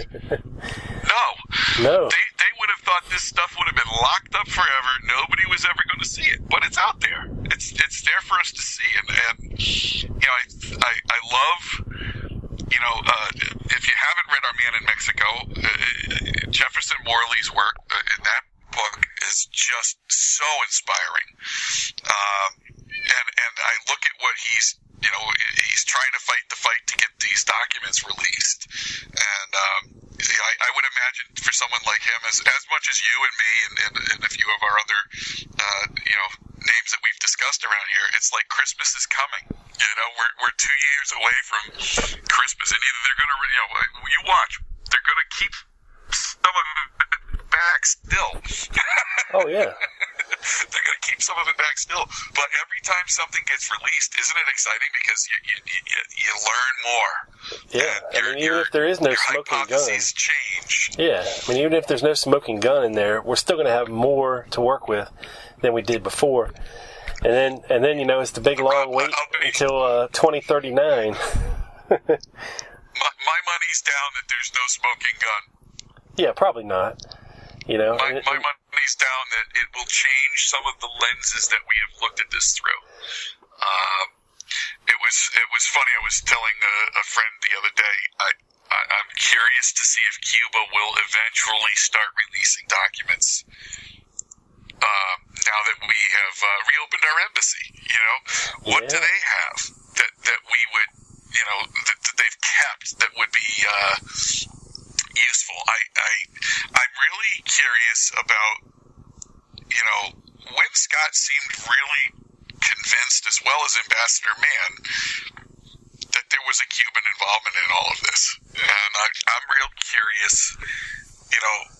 Are there going to be documents that we will ever see to shed light on that? What does the Mexican government have?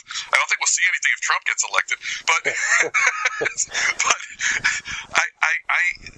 I am curious as to what other intelligence agencies had going on in Mexico City, which was it was fertile spy zone. I mean, it was as rich as they come with intelligence operations. I found a cable. I told you about the Chinese coming into Mexico, and there was a whole cable I looked at last night about. I think it was the LI Fire was, I believe, the airport operation that they had going, and it noted that a electronic specialist from China was arriving. So the spy game is an interesting game, and who knows what was floated. I know Phillips came to the conclusion that Alvarado, that I was talking to you about earlier, that Nicaragua wanted to encourage us to go to war with Cuba because they wanted to be the leading communists. Right. So, excuse me. So they were trying to trump up charges against Oswald to get us to take out Castro. So you don't know. I guess what I'm getting at is when you're looking at all of this stuff, how much of it is the intelligence game that you're looking at? What was real, what wasn't? I don't know. It's a lot of research.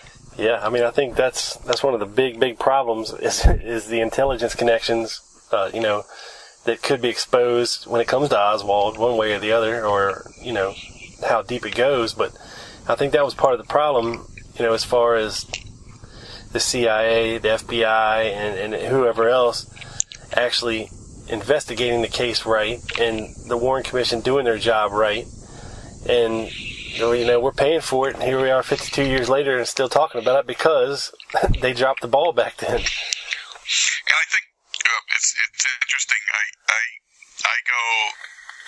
I don't know that I would say they dropped the ball. I think they did what they were supposed to do. Well, yeah. I mean, as far as a real investigation, Right, but I from a you and I, the way we go out looking at things versus what they did, they had a purpose. Well, yeah. And they looked at the evidence from the lens of their purpose. And I don't think, I think, our times have changed. I don't know that we have, maybe it's coming out of post-Vietnam, and looking at the last, I was born in 1968. You look at the distrust for government that has evolved, and I don't think when Johnson created the Warren Commission, he ever expected anyone to question the integrity of Earl Warren, the Chief Justice of the Supreme Court. Right. But I don't think we're in a society, 40 years later, 50 years later, that people are putting their faith in what they're being told anymore. And it's you're right. I think they dropped the ball, and when you think of it through the lens of I want the real story, but the reason they dropped the ball was they needed to protect sources. They needed to protect what was going on. You are talking about a man who bumped into multiple intelligence operations, either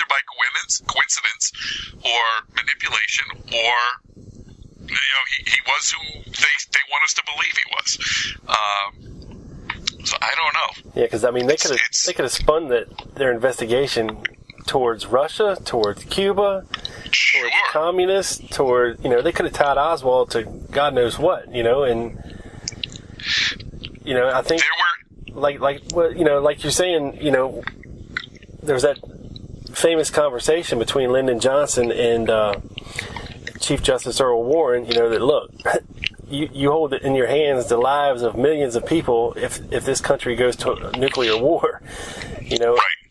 And if it was to be determined that somehow there was ties through Oswald to Russia or Cuba, that people would have demanded retaliation for the killing of their president in the street, and it's probably a good thing we didn't go to nuclear war back then, we might not be here right now. Rob, I got a question. Yeah. I don't know where you lie on this.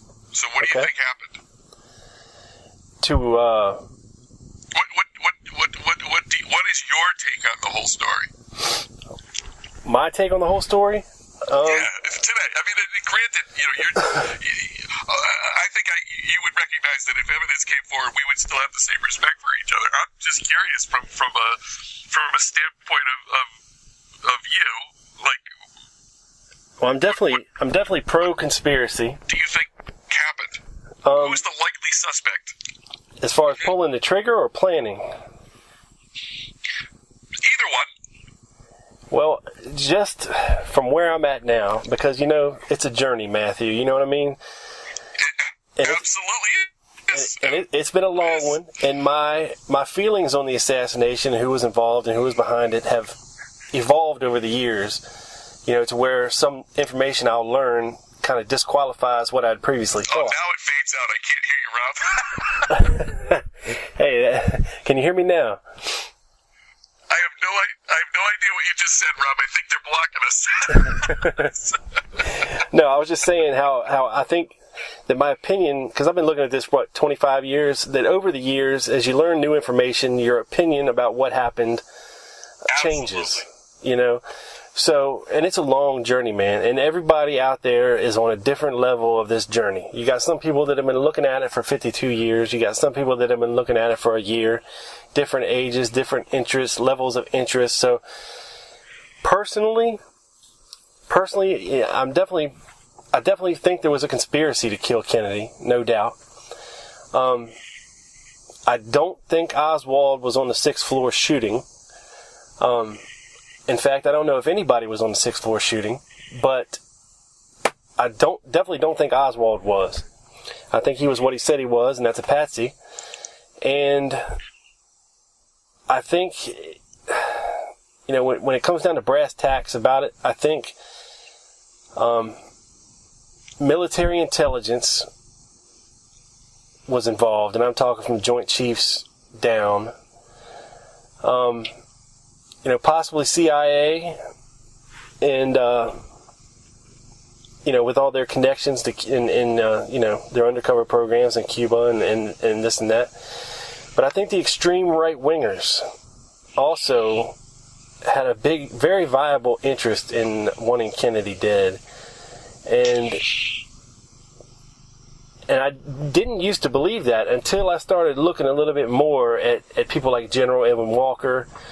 And investigating a lot of these inner pen guys, because for the life of me, Matthew, I believe in my heart of hearts that Lawrence Howard and Lauren Hall were shooters that day in Dealey Plaza, and I'm not saying they were the only two, but I think that they were definitely on the ground shooting, and that's just from learning different things and investigating different things. That's where it's led me to this point. We're very similar, and again, I like how you said it. It's a journey. And everybody's entitled to their where they are in that journey. I haven't shared this with you. I read Bugliosi's book from cover to cover. Right around when it came out. I mean, I was like a kid in a candy store. A big book on Kennedy, I got to read it. And I stopped. I think I was talking to Fred James about it, how I put it down, and I couldn't, I was like, it messed me up from the curiosity standpoint, where I didn't want to agree with anything that was in it, but it stopped me from going forward and researching. And I think the 50th anniversary kind of got me going again. I still think it's hard to pin down who. I still believed in my heart of hearts the mafia has something to do with it. Yeah. On some level, be it the overlap in the hatred for Castro with certain members of the CIA, and Kennedy. I think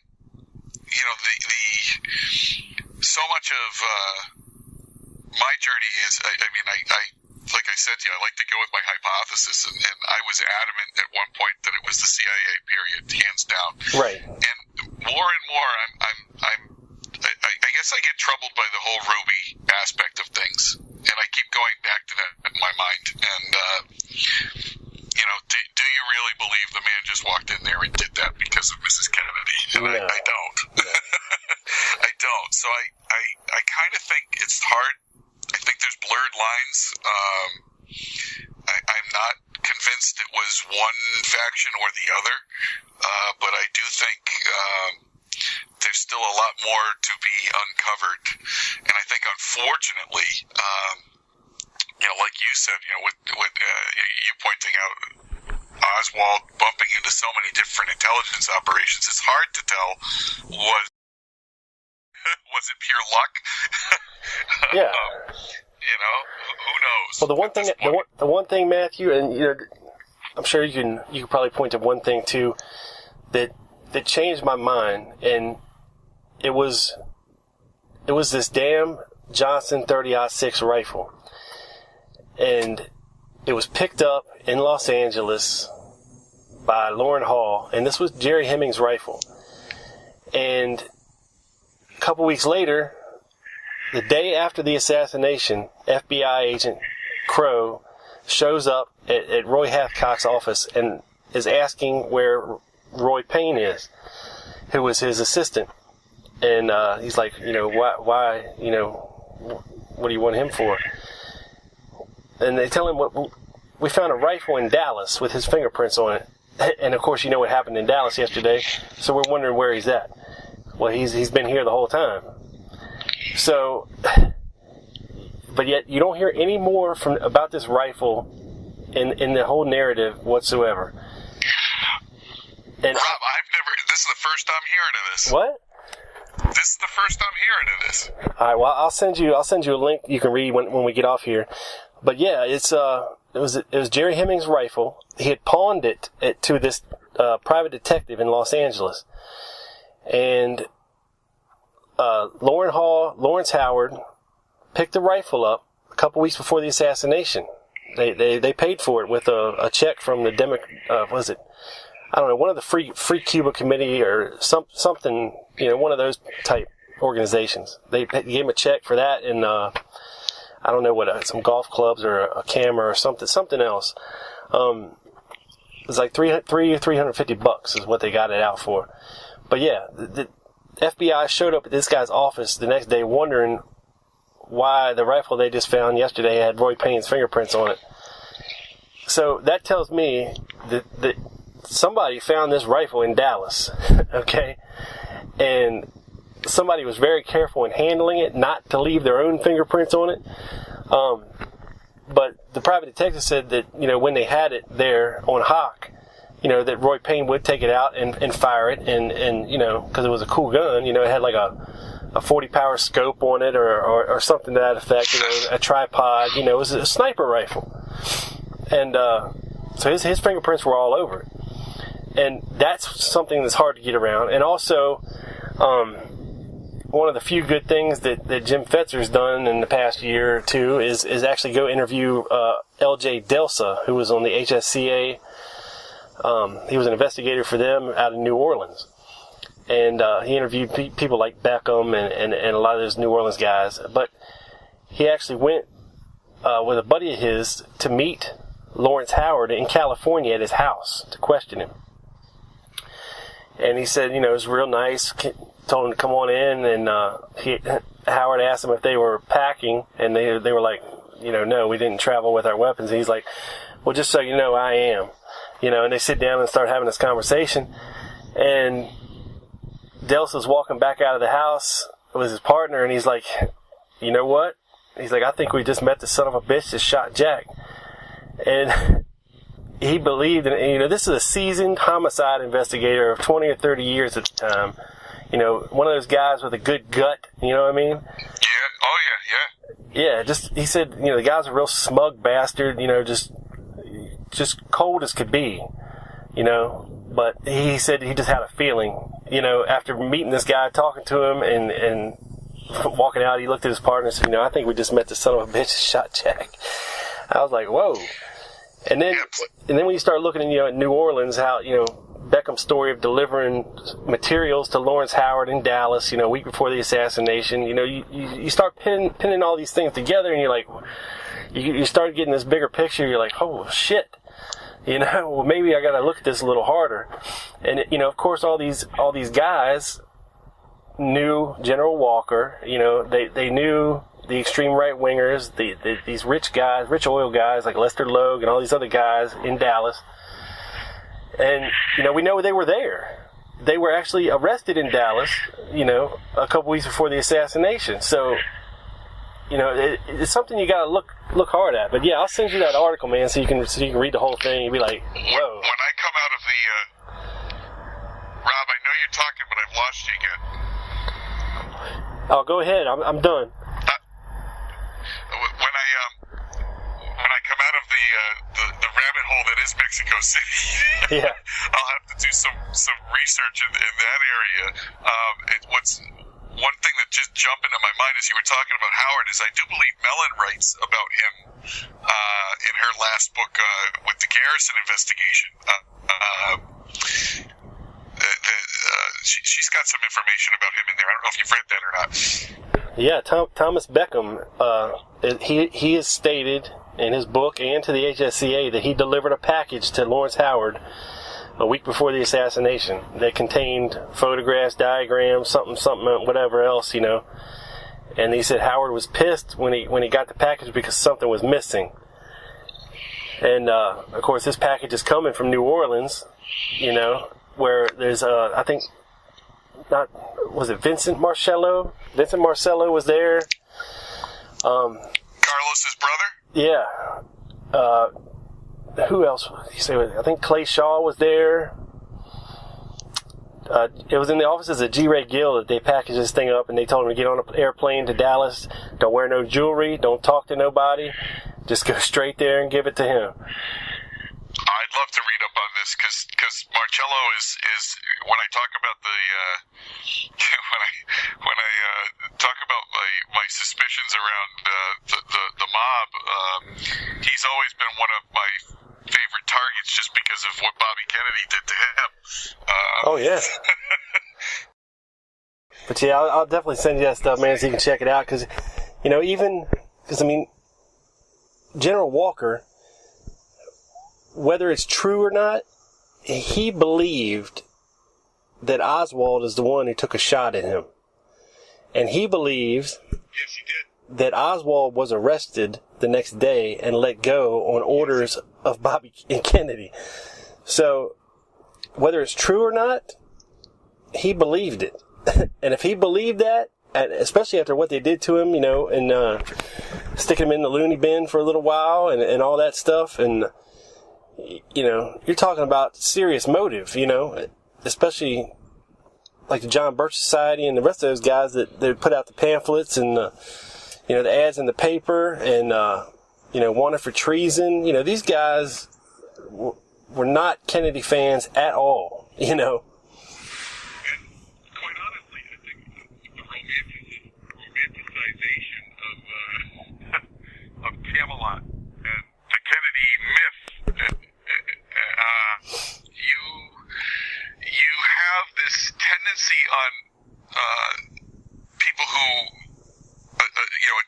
quantities, and I would count myself among them. So it's very hard sometimes to reconcile the angry Bobby, the vengeful Bobby, the Bobby who deports Carlos Marcello, and Marcello wins in court that it was illegal.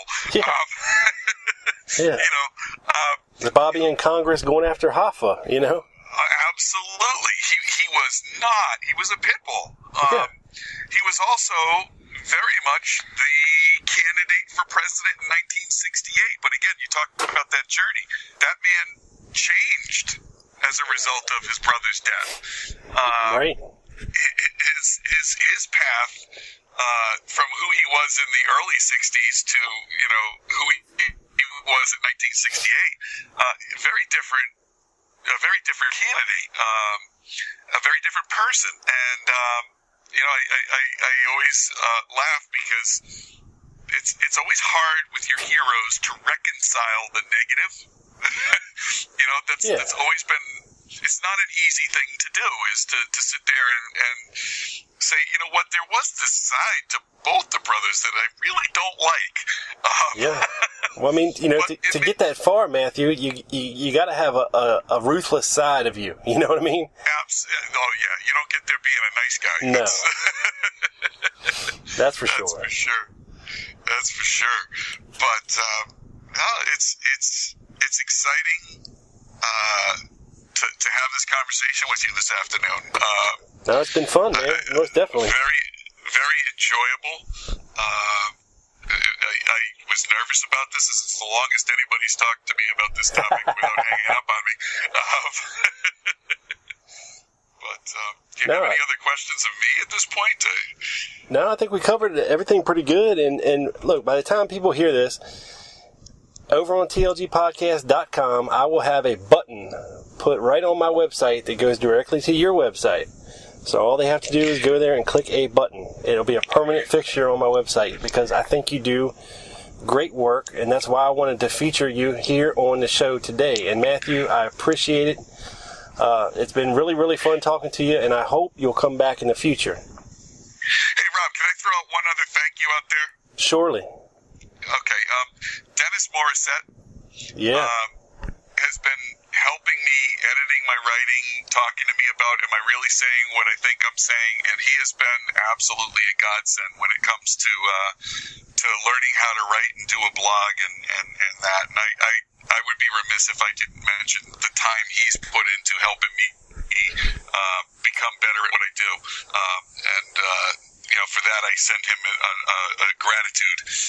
Yeah, he's a great guy, and so also recently he started doing a blog. So I'll put a link to that up too. He started doing his own blog. I was happy. He sent me a message and said I inspired him. I'm like, man, you have no idea. That meant a lot to me. So yep. He's a great. He's another one that I think constantly seeks out the truth. And his contributions to my growth as a blogger have been appreciated. A lot of constructive feedback behind the scenes. And for anybody who does go to my page, I hope to hopefully within the next couple of weeks maybe get some of the links that I lost updated again, because I guess Mary Farrell's not allowing the URL images to be linked anymore, so I lost a lot of pictures that I had painstakingly learned to blog put into these documents. So I've got a little bit of work cut out for me, but my most recent work is very up to date, and that was the one on Sylvia Duran. So anyway, thank you, Rob, for your time. I appreciate it. Hey, no problem at all, man. Thank you. You hang on the line for me, Matthew, okay? I'm going to talk us out. All right. People, check out my buddy Doug Campbell over at the Dallas Action. He's still doing a show, doing it up big. My buddy Carmine over at Neapolis Media Group and tpack.com. All these links for everything I'm talking about you can find right on my website. They're a button away. The ROKC guys, their conference is coming up in November in Australia. I know I have a lot of listeners out there in foreign lands, a lot in Australia, New Zealand. The closest probably you're ever going to get to being able to go to a JFK conference and learn, so please check them out. You heard the commercial at the beginning of the show. There's a button on my website where you can get tickets and more information. And my buddy Will over at JFK Primary Sources. That's primarysources.com. wix.com/home. There's a button for him too on the website. I just revamped my website, so I gotta do all this here. And a lot of the people that I believe in, I think are doing good work, you're gonna find there one click away. So check it out. It's got new content, new layout a little bit. And if you'd like to donate to the show, there's a donate button there as well. This show is listener supported. Every drop of a penny I get goes back directly into making the show sound better and allowing me to be able to do things. So I appreciate everybody out there that's listening. It's growing immensely, and I can't thank everybody out there enough. This sumbitch is in the can, beamed up the satellite down directly to your ears, people. This is your boy. Peace.